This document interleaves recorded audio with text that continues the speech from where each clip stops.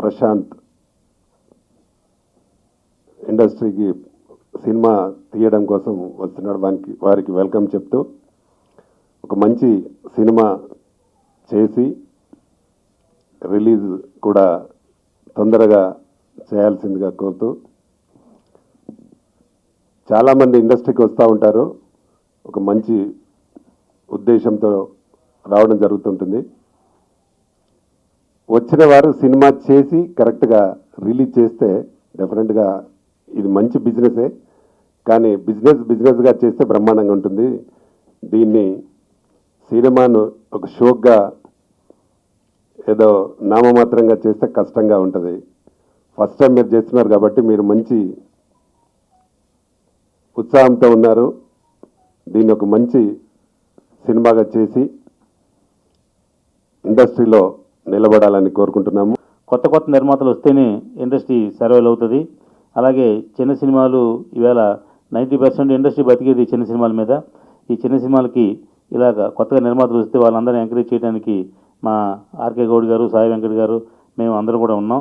వారు చక్కగా సినిమా తీసి ప్రశాంతంగా రిలీజ్ చేసి, ఆయన చెప్పినట్టు కంగారుగా తీయక్కలేదు.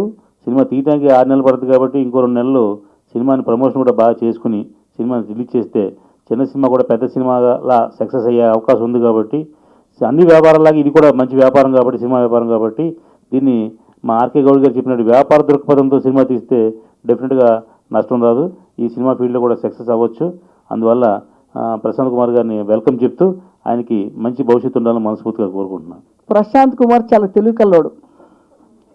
ముందే గ్రహించి సినీ పరిశ్రమలో ఎవరితో మొదలే జర్నీ చేయాలి, ఎవరి అండ తీసుకోవాలని మొదటి ఆలోచన 1 మూవీ పెట్టడము, మొదటి ఆలోచన సక్సెస్. నా దగ్గరికి వచ్చినప్పుడు నేను అదే చెప్పాను, మీరు ఇప్పుడు సినిమానే స్టార్ట్ చేయలేదు కదా, మీరు బ్యానర్ ఎందుకు ఇప్పుడే స్టార్ట్ చేస్తున్నారంటే, సార్ బ్యానర్ తోటి అన్ని విషయాలు తెలుసుకోవాలని వస్తున్నా సార్.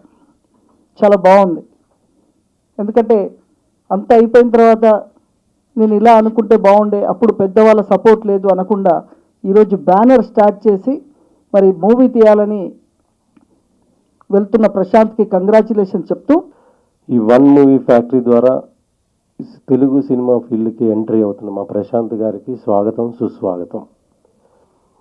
యాక్చువల్గా 1 ఇయర్ బ్యాకే నాకు పరిచయం, అప్పుడే సినిమా తీద్దామని వచ్చారు. నేను సరే చేయండి బాగుంటుంది, వస్తే ప్లాన్గా చేస్తే బాగా చేస్తే బాగుంటుంది, ఎలా పడితే అలా చేయొద్దంటే సరే అంటే అప్పటి నుంచి ఇప్పుడు వరకు మళ్ళీ మధ్యలో 2-3 సార్లు ఫోన్ చేశారు. తర్వాత నిన్న ఒకసారి కలిశారు.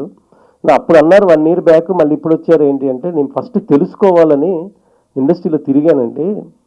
అంటే వచ్చేసి డబ్బులు పెట్టేసి సినిమా చేయకుండా ఫస్ట్ సినిమా ఏంటో తెలుసుకోవాలని కొన్ని రోజులు తిరిగి సినిమా గురించి తెలుసుకున్నాను. నేను ఎలా తీయాలి, ఎలా తీస్తే బాగుంటుంది, మంచి సినిమా తీయాలంటే ఎలాగా చేయాలి అని తెలుసుకొని నేను ఇప్పుడు అడిగేస్తున్నాను అన్నారు. సో అది ఒక శుభ పరిణామం, తెలుసుకొని అడిగేయటం అనేది చాలా మంచిది.